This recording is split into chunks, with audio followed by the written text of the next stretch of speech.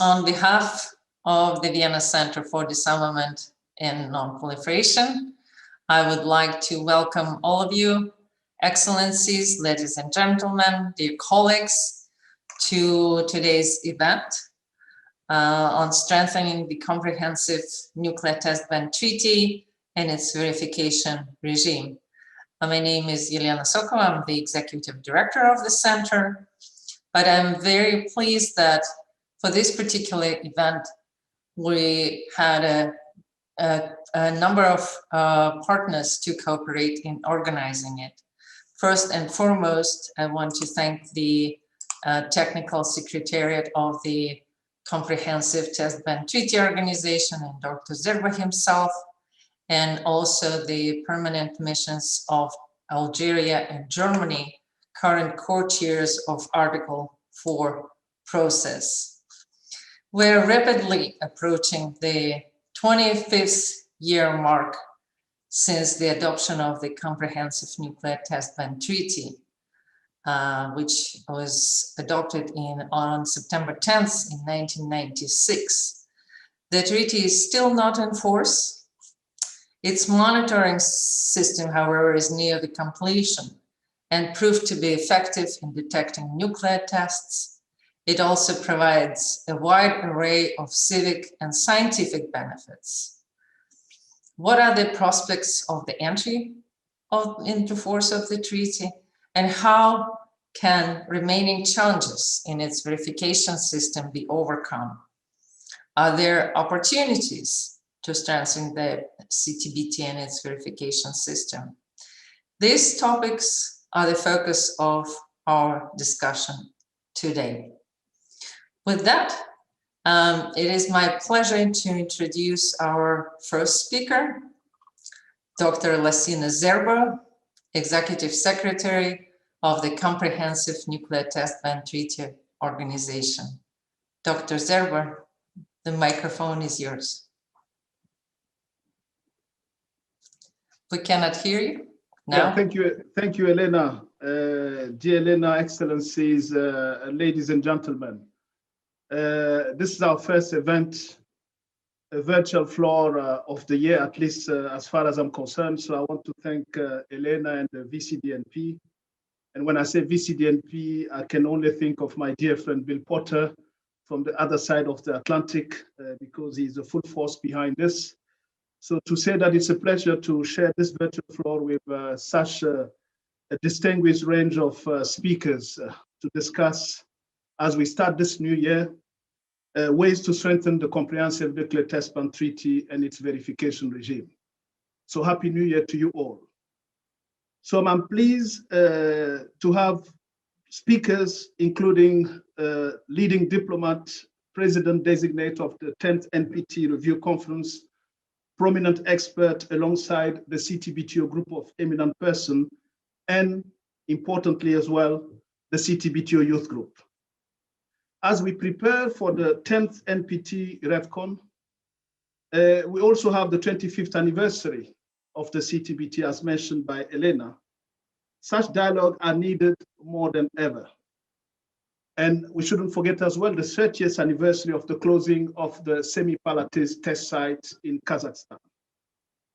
So I wish to thank the CTBT Article 14 process co-chair, my dear sister Ambassador Mebarki, and Ambassador Küntzle, as well as you, Elena, and Mohammed from my office, who has shared the floor with you to making this a reality. On the importance of the CTBT and its entry into force.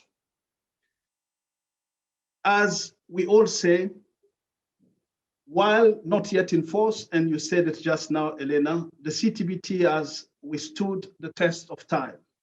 The global norm against nuclear testing has been maintained, despite a rise in geopolitical tension in recent years. Our ability to provide credible assurance that no nuclear test explosion will go undetected has greatly improved. We have developed the tools and techniques that member states can rely on to ensure the verification mission of the CTBT is fulfilled.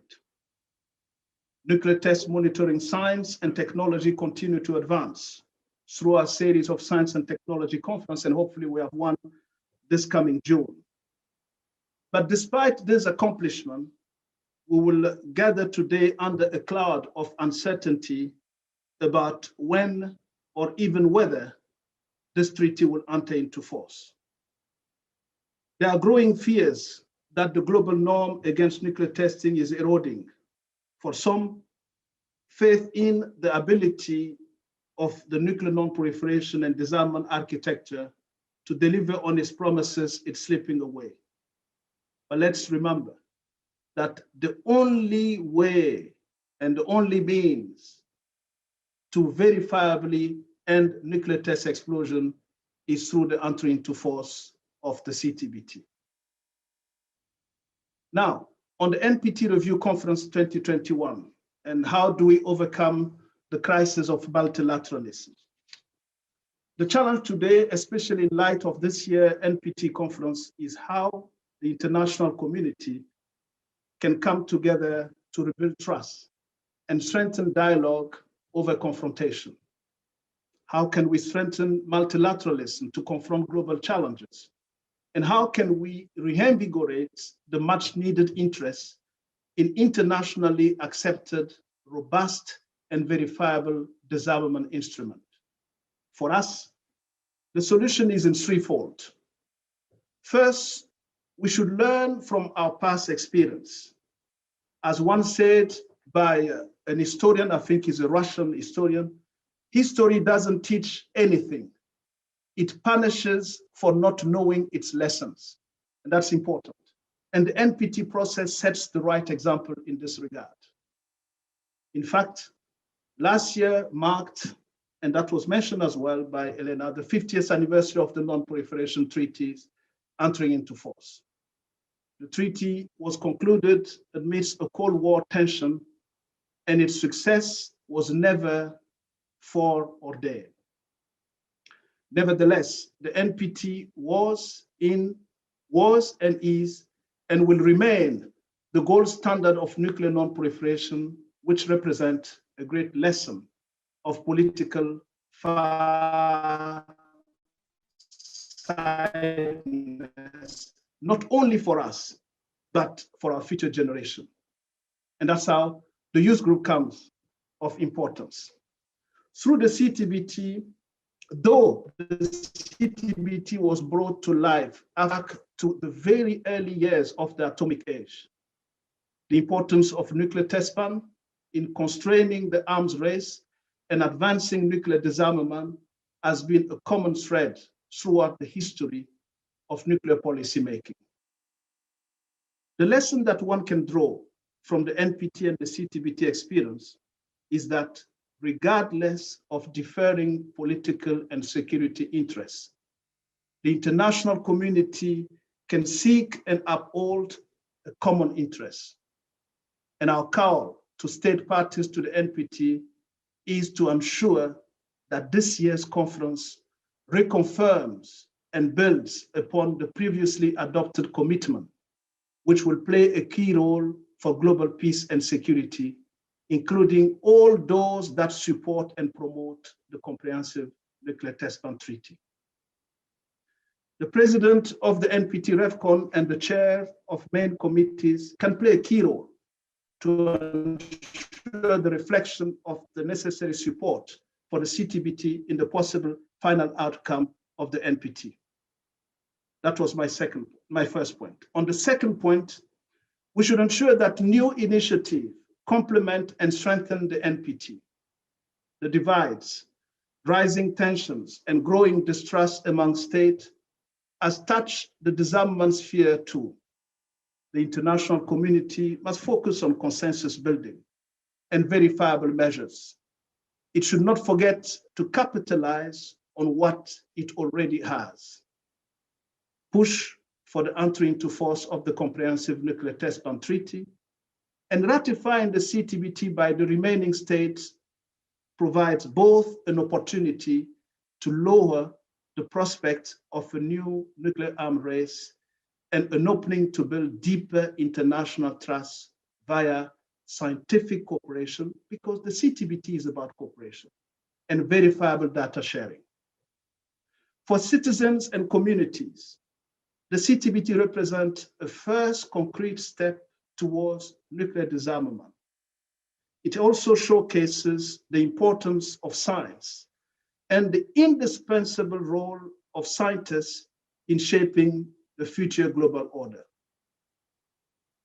So rather than backing away from cooperation and collaboration, we must grasp the post-COVID opportunity to strengthen the organizations, institutions, and legal instruments that provide peace. And the CTBT is certainly an important part of this. Our final point, in the 21st century, human networks and contact, as well as second-track diplomacy, will increasingly be important.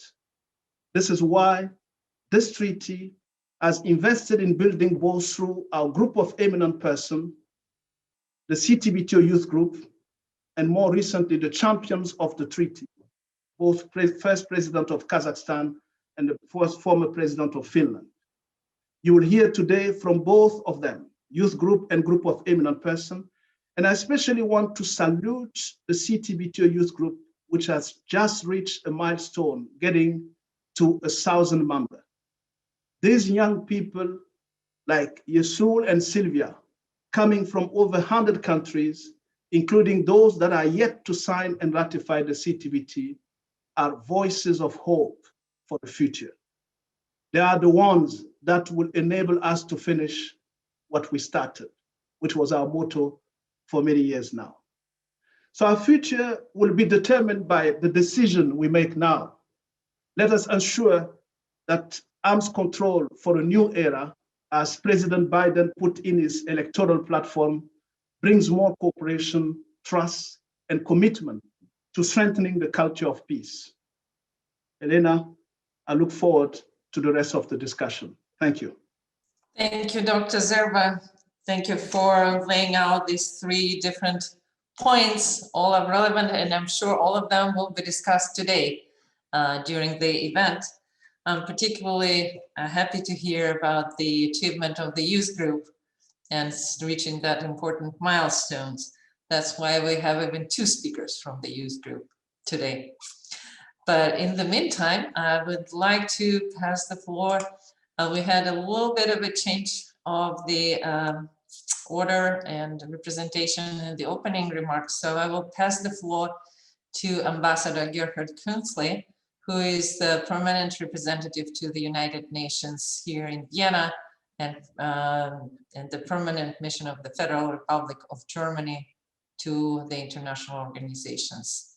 And Ambassador Mebarki won't be able to join, but we will have alternative representative from Algeria to speak after you, Ambassador Küntzle.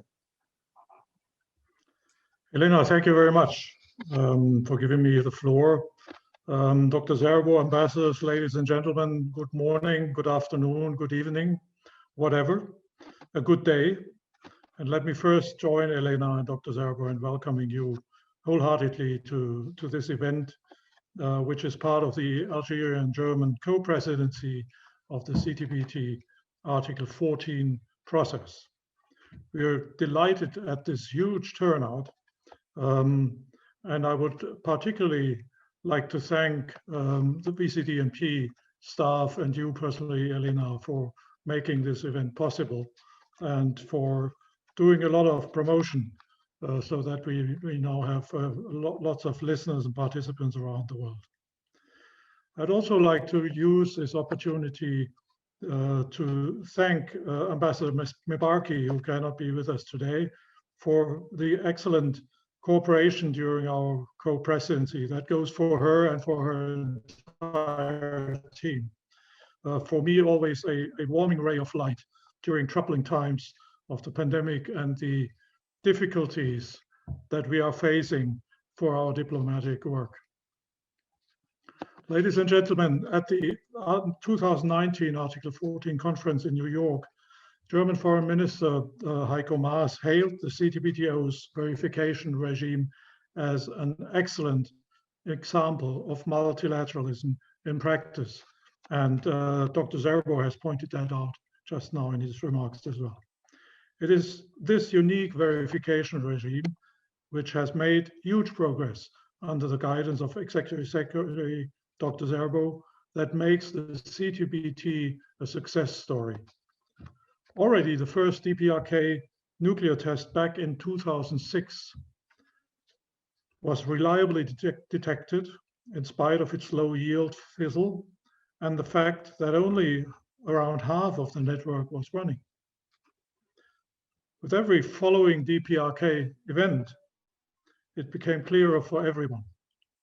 There is no escape from Dr. Zerbo and his analysts.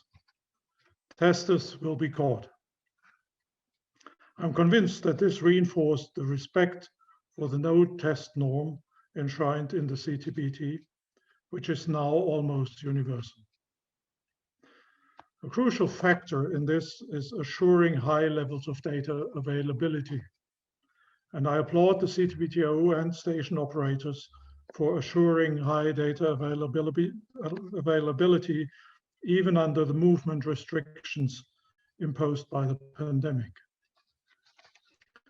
Ladies and gentlemen, Germany is proud to contribute to the international monitoring system with 4 stations, which were amongst the first to be established. And we are grateful for the excellent cooperation we enjoy with South Africa, with whom we operate a station in the Antarctic. By the way, the only station to be jointly operated. Looking ahead, the further refinement and provisional operation are, in my view, absolutely essential for progress with the treaty's entry into force. Only with the confidence that a potential treaty violation will be detected is there a chance to persuade the remaining Annex II states to sign and ratify. In this context, let me highlight 3 points. First, we need to continue the development and refinement of the verification regime to meet current and future challenges. In doing so, an ultra-orthodox reading of the treaty that discards everything not described in detail in the treaty as forbidden is not helpful. Signatories need to be taken on board. As the pandemic have made consensus seek that we can nurture the Vienna's public health situation allows, and maybe hopefully even earlier. Secondly, it is important to make the fullest use of monitoring data for civil and scientific uses. This helps create interest and ownership, especially in the developing world. Anissa Hamadi and Lars